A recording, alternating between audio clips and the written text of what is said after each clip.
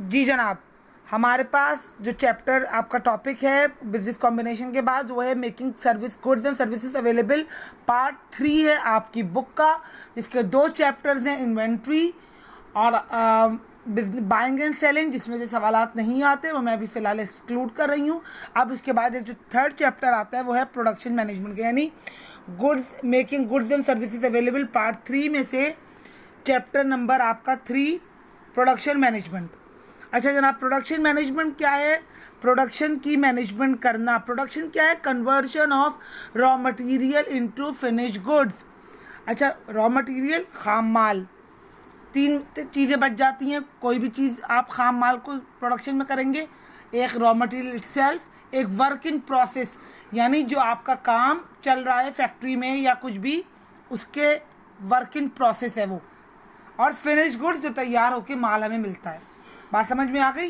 3 ही तरह की चीज़ें हैं, यानी एक वो जो रॉ मटेरियल खाम माल है, एक वो जो काम अभी आपकी इंडस्ट्री में, फैक्ट्री में, मिल में चल रहा है, और एक वो जो फिनिश प्रोडक्ट हमें अल्टीमेटली मिलती है। यानी कपास रॉ मटेरियल, और आपका क्या कहते हैं, वेविंग, डाइंग, जो भी आपका प्रोसेस चल रहा है वो आपका वर्किंग प्रोसेस, और क्लॉथ जो तैयार होकर आता है वो आपका फिनिश गुड्स। ठीक है। मेथड्स ऑफ प्रोडक्शन क्या हैं? Synthetic process, analytical process, extract process और फैब्रिकेटिंग प्रोसेस। अच्छा, फैब्रिकेटिंग मज़ीद डिवाइड होता है कंटिन्यूस प्रोसेस में और इंटरमिटेंट प्रोसेस। अच्छा जनाब, सबसे पहले सिंथेटिक मेथड्स ऑफ प्रोडक्शन। अब रॉ मटेरियल को कन्वर्ट करने के तरीके क्या क्या हैं? पहला सिंथेटिक प्रोसेस। इस प्रोसेस में डिफरेंट मटेरियल्स को कंबाइन करके प्रोड्यूस किया जाता है एक नई प्रोडक्ट को, यानी iron, glass, polyester, rayon, fibre glass, crockery, ये एग्जाम्पल है जो गुड्स प्रोड्यूस की जाती हैं सिंथेटिक प्रोसेस से, यानी मुख्तलिफ चीज़ों को कंबाइन किया जाता है और ये प्रोडक्ट्स हासिल की जाती हैं। कुछ गुड्स प्रोड्यूस की जाती हैं फिजिकल चेंज से, कुछ कन्वर्ट होती हैं पेपर इंटू, जैसे conversion of paper into books, copies, writing pads, ये भी एग्जाम्पल में आ जाता है। केमिकली कन्वर्टेड न्यू प्रोडक्ट, ये भी आ जाता है।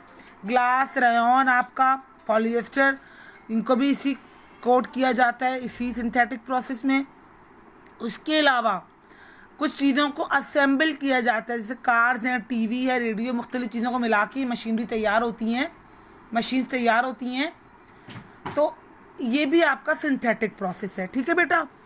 अब आपके पास आता है एनालिटिकल प्रोसेस। एनालिटिकल प्रोसेस में क्या होता है कि एक किसी भी चीज़ को ब्रोक डाउन किया जाता है, एनालाइज किया जाता है मुख्तलिफ टाइप्स ऑफ गुड्स में, जैसे petroleum products in case on point. Oil को एक्सट्रैक्ट किया जाता है ज़मीन से और उसको एनालाइज किया जाता है। अब देखें, क्रूड ऑयल ज़मीन से निकलता है, उसी में से पेट्रोल आता है, डीजल आता है, केरोसिन आता है, ग्रीस आता है, एक्सेट्रा। पेट्रोलियम जेली भी उसी में से बनती है। Even petrol alone is divided into various grades. आपको मुख्तलिफ ग्रेड्स के पेट्रोल भी मिल जाते हैं। मीट, वुड और शर्ट्स जो हैं वो आपकी एनालिटिकल प्रोसेस का हिस्सा हैं। फिर आता है आपका एक्सट्रैक्ट प्रोसेस। एक्सट्रैक्ट प्रोसेस क्या है? एक्सट्रैक्टिव प्रोसेस क्या है? आपका ज़मीन से निकालना, माइनिंग, ड्रिलिंग, जैसे कोल आपका एक्सट्रैक्ट करना, कोल, आयरन, लेड, गोल्ड, सिल्वर, मादनियात हम ज़मीन से निकालते हैं। तेल आप निकालते हैं, कोल निकालते हैं, ड्रिलिंग से, माइनिंग से एक्सट्रैक्ट करते हैं। ये सब एक्सट्रैक्टिंग माइंस हैं। ऑयल ड्रिल किया जाता है अर्थ से। Many products are extracted from sea. इसी तरह फिशेस, लॉबस्टर्स और मल्टीपल वैरायटी ऑफ प्रोडक्ट्स जो है वो अंडर वाटर आपको मिल जाती हैं, सी से आप उसको एक्सट्रैक्ट करते हैं। अच्छा, फिर फैब्रिकेटिंग प्रोसेस क्या है? फैब्रिकेटिंग प्रोसेस जो है वो है involve cutting, weaving, processing, pressing, finishing और सेंफराइजिंग, यानी जो स्टील और क्लॉथ है वो इसकी मैन्युफैक्चरिंग फैब्रिकेटिंग प्रोसेस करेगी, यानी मुख्तलिफ प्रोसेस से गुजर के वो एक तैयार चीज़ बनती है, यानी इसमें प्रोड्यूसिंग भी है, मैन्युफैक्चरिंग भी है, बिल्डिंग और कंस्ट्रक्टिंग भी है। अच्छा, ये सब फैब्रिकेटिंग प्रोसेस हैं। जैसे बिल्डिंग भी मरहलावार बनती है, कपड़े भी मरहलावार बुनाए जाते हैं, स्टील भी मरहलावार बनता है, इसलिए। अच्छा, फैब्रिकेटिंग प्रोसेस दो तरह के होते हैं, कंटिन्यूस प्रोसेस और इंटरमिटेंट प्रोसेस। कंटिन्यूस प्रोसेस में आपको फर्नेस आपको बंद नहीं करना, चिमनी बंद नहीं होती, मिलों की जो है वो उसको बंद नहीं किया जाता, वो लंबे अरसे तक खुले रहते हैं, ठीक है, उनको लंबे अरसे तक खुल के रखा जाता है, क्योंकि अगर दोबारा फर्नेस को खोला जाएगा तो उस पर बहुत दिन और बहुत पैसा खर्च होगा, उस एक जो टेम्परेचर आपको चाहिए उसके लिए। या नेचर ऑफ प्रोडक्ट इस तरह की हो कि जिसको विदाउट पॉज आपको करना है, वरना स्पॉइल हो जाएगी, डिले हो जाएगी इसका केमिकल प्रोसेस जो है। जैसे production of steel requires a continuous operation, और इसके लिए अगर कोई भी पॉज होगा तो वह फेल हो जाएगी उसकी production. Continuous production is also required to meet continuous demand. आपकी कंटिन्यूस डिमांड को पूरा करने के लिए भी आपको कंटिन्यूस प्रोसेस की ज़रूरत है। इंटरमिटेंट प्रोसेस ऑफ प्रोडक्शन क्या है?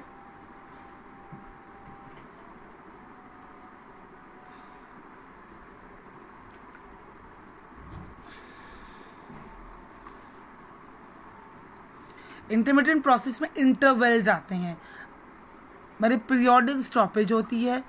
प्रोडक्ट प्रोसेस जो है वो कॉल्स फॉर पीरियोडिक स्टॉपेज, और continuous process can not be carried out. Nature of product ऐसी है कि उसके लिए पीरियोडिक स्टॉप होगा, ठीक है। फैक्ट्री वर्क या जो शिफ्ट में काम करती है या टाइम जो है ओवर जो है वो वर्क किया जाता है, उसको रोका जाता है और उसको दूसरे दिन दोबारा शुरू किया जाता है, रोक कर मतलब, ठीक है। या ऑर्डर आते हैं उससे आपसे मैन्युफैक्चरिंग की जाती है, यानी ये कंटिन्यूस प्रोसेस नहीं होते बल्कि इंटरमिटेंट प्रोसेस होते हैं। मेरे ख्याल में मेथड्स ऑफ प्रोडक्शन आपको समझ में आ गया होगा। ज़रा सा अजान हो रही है, मैं उसके बाद कंटिन्यू करती हूँ। मैं ज़रा खामोश रहूँगी इतनी देर।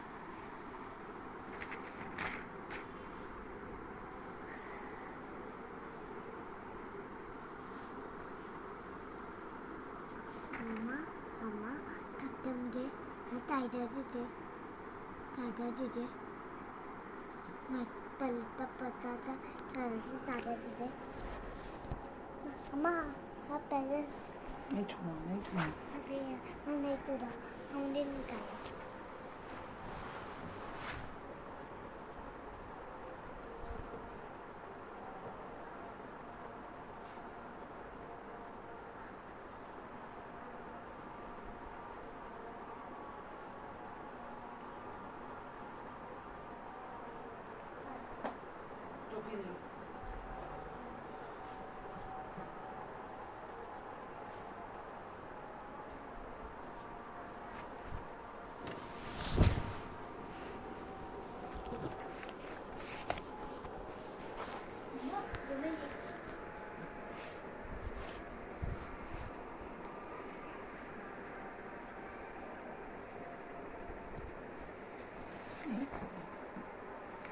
जी बेटा, अब आपके पास आगे बढ़ते हैं। अच्छा, अभी हमने क्या किया कि प्रोडक्शन इटसेल्फ क्या होता है, प्रोडक्शन मैनेजमेंट क्या होती है, प्रोडक्शन क्या है, प्रोसेस है, पूरा कितनी तरह की मेथड्स ऑफ प्रोडक्शन है। अब साइंटिफिक मैनेजमेंट आपका जब प्रोडक्शन की इसमें जो है वो साइंटिफिक मैनेजमेंट आपके पास आता है कि आपके पास जो है Frederick W Taylor management scientist गुजरे हैं, उन्होंने आपको जो है वो तरीक़ेकार दिया है कि किस तरह से मैनेजमेंट इसकी चलाई जा सकती है। मैनेजर को पता होना चाहिए कि कितना अमाउंट उसको करना है काम, हर वर्कर को कितना काम करना है, यानी आपको मैनेजरियल और वो साइंटिफिक मैनेजमेंट के तरीके बताए गए हैं। यानी फ्रेडरिक डब्ल्यू टेलर, जिनको फादर ऑफ साइंटिफिक मैनेजमेंट कहते हैं, उन्होंने आपको ये बताए हैं। उन्होंने मैनेजमेंट सिस्टम में दो तरह की कमज़ोरियाँ देखी। एक तो फर्स्ट, मैनेजरियल और non managerial staff did not know what constituted a day's work to be perform by each worker. यानी मैनेजर को और नॉन मैनेजर को ये पता ही नहीं होता था कि उनको दिन में आज क्या काम अंजाम देना है, क्या उनकी जिम्मेदारी है। दूसरी बात कि nobody knew job description and job specification, कि उसकी स्पेसिफिक जॉब क्या है और जॉब डिस्क्रिप्शन क्या है। ये मैं आपको साइंटिफिक मैनेजमेंट बता रही हूँ। साइंटिस्ट है फ्रेडरिक डब्ल्यू टेलर, उन्होंने ये देखा ये कमियाँ थी इसके अंदर उन्होंने दिन रात काम करके अपनी पीएचडी की डिग्री ली मैं इंजीनियरिंग में, और उन्होंने अपना स्टडी कंटिन्यू रखी और लेबर के तौर पर वेल कंपनी में काम करते रहे। और उनकी इस अप्रोच के बाद उन्होंने ये दो चीज़ें बताई कि एक तो मैनेजर और नॉन मैनेजर को पता नहीं था कि उनका काम क्या है, हर वर्कर का काम क्या है एक दिन के अंदर, और दूसरा ये कि जॉब डिस्क्रिप्शन और जॉब स्पेसिफिकेशन नहीं है। डिस्क्रिप्शन यानी क्या उसकी पर्टिकुलर जॉब है वो नहीं पता होता। अच्छा, उसके अलावा क्या है, उनके अलावा उनको प्रॉब्लम फेस हुई। उन्होंने क्या किया कि manager should know the amount of work to be perform by each workers. ठीक है, हर जो है वो उसको पता होना चाहिए कि उसको मैनेजर को कि उसको क्या काम अंजाम देना है।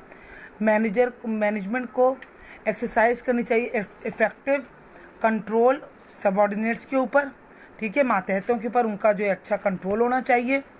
उसके अलावा स्टैंडर्ड सेट होने चाहिए, डेवलप करने चाहिए कंपेयर करने के लिए एक्चुअल परफॉर्मेंस के अगेंस्ट।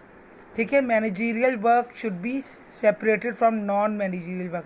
मैनेजरियल वर्क को सेपरेट करना चाहिए नॉन मैनेजरियल वर्क के साथ। उसके अलावा management should establish incentive wage plan. Incentive wage plan तैयार करना चाहिए जिसमें पर्क्स हों, आपको कमीशन हो, बोनसेस हों।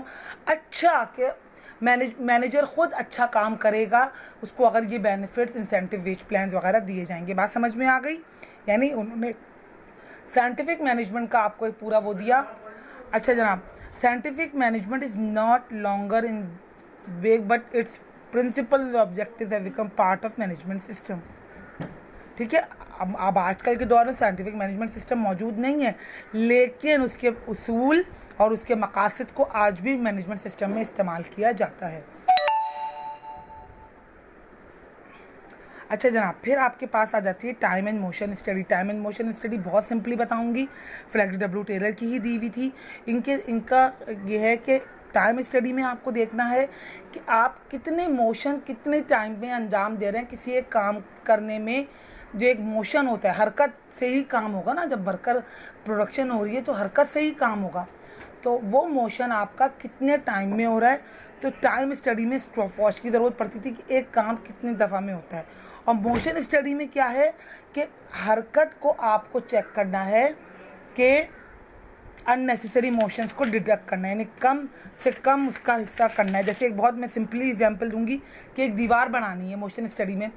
आप एक दीवार में एक ईंट लेके जाएगा मजदूर तो उसके मोशन ज़्यादा हो जाएंगे और ज़्यादा देर में बनेगी दीवार। और वही वो 4-5 ईंटें साथ लेके जाएगा तो उसका काम जल्दी हो जाएगा। ठीक है, स्टडी में आपको इन चीज़ों का ख्याल रखना होगा। सराउंडिंग और इन्वायरमेंट ऑफ द वर्क आपको देखना होगा। Motion of the work, motions of work देखने होंगे। Distance between the worker and tool देखना होगा। वर्कर से टूल कितने फासले पे, मशीन कितने फासले पे है वर्कर से। एंट्रेंस और एग्जिट ऑफ वर्कर कहाँ पे है और कब है। Workers going to coming back from the machine, machine के पास जा रहे हैं, मशीन के पास से हट रहा है। दोनों सूरत में removal of goods from the machine after their completion. ठीक है, amount and methods, sending materials to the machine. सही है, space, light, air, work place, यानी आपकी स्पेस कितनी है, लाइट कितनी है, एयर कैसी, यानी आपकी फैक्ट्री में इन चीज़ों का भी ख्याल आपको रखना पड़ेगा। इससे आपकी कारकर्दगी पे असर होता है, यानी space, light, air, work place आपकी कैसी है। ठीक है जनाब, ये तमाम चीज़ों का स्टडी करनी। टाइम एंड मोशन स्टडी मैंने आपको बता दी। अब जल्दी से हम आते हैं प्रोडक्शन मैनेजमेंट एंड कंट्रोल पे। प्रोडक्शन मैनेजमेंट और कंट्रोल से मुराद क्या हुई, यानी अब तो आपको अपना काम शुरू करना है ना। आपने मैनेजमेंट भी देख ली, आपको मैंने बता दिया प्रोडक्शन भी क्या है। अब मैनेजमेंट करने से मुराद क्या हुई कि control consist of well defined set of producers कह रही प्रोसीजर्स, जिसके तहत अपने ऑब्जेक्टिव को कोऑर्डिनेट करते हैं आप तमाम एलिमेंट्स के साथ, ताकि आपको प्रोडक्टिव प्रोसेस आपको मिले। मैन, मशीन, टूल्स, मटेरियल का smoothly following whole which result in the fabrication of products, यानी एक भी चीज़ बनाने में फैब्रिकेशन ही हो गई ना, वो पूरा प्रोसेस फैब्रिकेटिंग प्रोसेस है। ये फैब्रिकेशन किस चीज़ की, मैन, मशीन की, टूल्स की, मटेरियल्स की, इन तमाम चीज़ों की अच्छी तरह से इस्तेमाल को प्रोडक्शन कंट्रोल कहते हैं या प्रोडक्शन मैनेजमेंट कहते हैं। यूनिफाइंग करने से ह्यूमन इंटरेक्शन, मटेरियल्स, मशीनरी, जिस तरह से चीज़ें बनेंगी, ठीक है, right amount of right amount at a right time, सही खर्चे में, यानी कॉस्ट भी सही हो और टाइम भी पूरा हो। ठीक है जनाब। अब इसके जो है वो हमारे पास क्या है, the control consist of the following steps. क्या क्या है, सबसे पहले प्लानिंग, प्लानिंग करने में क्या चीज़ आ गई आपके पास, प्लानिंग करने में हमारे पास आ गई प्री रिक्विजिट। प्लानिंग हमेशा पहले होती है, इंक्लूडिंग प्रोडक्शन के सिस्टम और कौन सा लेंगे, कंपनी मैन्युफैक्चर क्या करेगी और इसके लिए स्टॉक कितना लिया जाएगा, रॉ मटेरियल कितना है, इक्विपमेंट कैसी है, टूल्स कैसे हैं, पूरी लिस्ट बनाई जाएगी इन चीज़ों की कि आपको रॉ मटेरियल कितना चाहिए, आपको टूल्स कितने चाहिए, आपको इस प्रोसेस में क्या प्रोसेस अपनाएंगे, आप किस तरीके से बनाएंगे, कितने प्रोसेस में चीज़ बनेगी एंड सो ऑन। तो प्लानिंग है।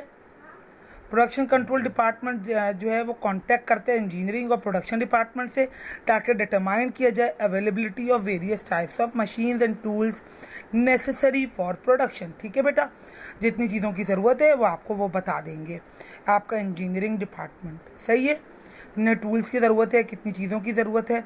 उसके अलावा इंफॉर्मेशन प्रोसेसिंग और प्रोडक्शन डेट्स जो है वो आपकी, उससे आपकी ड्यूरेशन फिक्स हो जाएगी, कितने टाइम में ये चीज़ बन के तैयार हो जाएगी। रूटिंग क्या चीज़ है, रूटिंग जो है इस्टेब्लिश किया जाता है course which process will be carried out.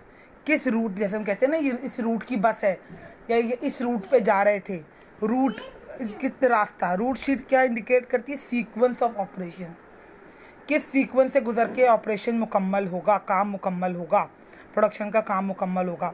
Root charts क्या होंगे, they explain the production process, production process जो है वो कैसे होगा रूट चार्ट में। रूट फाइल क्या होगी, ये एक्सप्लेन करेगी route to be taken up, the material moving from stock through various machines to the assembly lines. ठीक है, ये एक्सप्लेन करेगी आपको किस रूट से आप चलेंगे, मटेरियल को मूव करना स्टॉक से through various machine to assembly lines, assemble करने की जगह तक उसका पूरा प्रोसेस आपका रूट फाइल्स में होगा। ये 3 चीज़ों में आपका ये आ गया। ठीक है, ये आप अपनी बुक से देख भी लीजिएगा। ठीक है, प्लानिंग और रूटिंग मैंने बता दिया। अब हम आते हैं शेड्यूलिंग पर। शेड्यूलिंग क्या चीज़ हुई कि अब आपको शेड्यूल तय करने, टाइम टेबल बनाना है कि उसको कंपेल किस तरह से करेंगे अपनी प्रोडक्शन पीपल को कि वो कंप्लीट कर सकें प्रोसेस को on schedule time. Master schedule क्या बताएगा आपका, number and type of items to be completed during a fix certain period of time, कितने नंबर ऑफ आइटम्स को उस टाइम पीरियड में आपको टाइप ऑफ आइटम्स को मुकम्मल करना होगा फिक्स्ड और सर्टेन पीरियड ऑफ टाइम में। और वीकली शेड्यूल क्या बताएगा, वीकली शेड्यूल बताएगा कि आप एक वीक में कितना काम करते हैं। ठीक है, प्रोडक्शन डिपार्टमेंट के हर सेक्शन में वीकली कितना काम अंजाम दिया जाएगा। ठीक है, ये आपकी शेड्यूलिंग हो गई। परचेज शेड्यूल क्या करेगा कि कितना amount, right volume of inventories आपको चाहिए, कितना आपके पास इन्वेंट्री आपको पता है क्या होती है, मर्चेंडाइज इन्वेंट्री। ठीक है, परचेज शेड्यूल ये बताएगा आपको। लोड अहेड शेड्यूल क्या होगा, लोड अहेड शेड्यूल क्या बताएगा कि they show the volume of work still to be completed until the next spell starts, यानी कितना वॉल्यूम ऑफ वर्क है जब तक अगला काम जो है वो आपका नेक्स्ट स्पेल स्टार्ट शुरू होगा, यानी एक काम ख़त्म होगा तो अगली मैन्युफैक्चरिंग शुरू होगी ना। तो इस तरह से ये आपका लोड अहेड शेड्यूल बताएगा। फिर डिस्पैचिंग है। डिस्पैचिंग क्या है बेटा कि चीज़ जो है वो ऑर्डर्स जो है वर्क ऑर्डर्स और are issued to get the production started, dispatch कर दिया गया, आपका काम शुरू हो गया। Dispatching state start immediately after materials and parts are gather, material और पार्ट्स आ जाएंगे तो आप फ़ौरन अपनी प्रोडक्शन को स्टार्ट जो है वो production plan issued to the relevant department, production plan पूरा डिस्पैच कर दिया जाएगा रेलिवेंट डिपार्टमेंट को। फॉलो अप एंड कंट्रोल क्या होता है, it calls for monitoring the progress of each job on its route, यानी ये चेक करना कि हर जॉब अपने रूट पे सही तरह काम कर रही है और कोई हर्डल्स, कोई प्रॉब्लम तो नहीं है। रिपोर्टेड टू प्रोडक्शन प्लानर्स, ठीक है, कोई ऐसी शिकायत तो प्रोडक्ट प्लानर्स को नहीं आई कि जो उनके प्लान्स थे वो सही तरह अमल दरामद हो रहा है, वो पॉलिसीज प्रोसीजर जो उन्होंने बनाए थे वो फुली तरह हो रहे हैं या नहीं हो रहे। अच्छा जनाब, ये चीज़ हो गई, मेरा ख्याल में अब समझ में आ चुका होगा, अभी भी नहीं आया हो तो आप मुझसे दोबारा रब्ता कर सकती हैं। अच्छा, इमर्जिंग सर्विसेज इंडस्ट्री के बारे में मैं आपको सिर्फ इतना बता दूं कि गुड्स 2 तरह की होती हैं, प्रोडक्ट सॉरी। एक गुड्स जो टेंजिबल होती हैं, जिनकी फिजिकल एग्जिस्टेंस होती है, दूसरी सर्विसेज होती हैं। तो इमर्जिंग सर्विसेज इंडस्ट्री में हमारे पास मुख्तलिफ़ तरह की कुछ गुड्स एंड सर्विसेज जो है वो डिस्टिंग्विश होती हैं, ठीक है, और कभी कभी वो दोनों चीज़ें साथ दी जा रही होती हैं, यानी मार्केटिंग स्ट्रेटजी के साथ, या गुड्स और सर्विस अलग अलग या फिर गुड्स और सर्विसेज कभी कभी साथ भी जा रही हैं। कस्टमर टू कंज्यूमर और सेलिंग गुड्स इंक्लूड सर्विस, कभी कभी सेलिंग गुड जो है वो सर्विस के साथ भी होती है। यानी टीवी को बेचा जाए वारंटी और गारंटी के साथ तो वो सर्विस दी जा रही है, free service after sale service दी जा रही है कोई भी किसी चीज़ के साथ, तो वो आपकी हो गई। एयरलाइनर जो है वो सर्विस है आपकी, होटल आपकी सर्विस है, फूड भी दे रहे हैं, गुड्स भी दे रहे हैं, सर्विस भी दे रहे हैं, ठीक है। वैल्यू ऑफ गुड्स जो है तकरीबन 50% होती है और compared with that of service.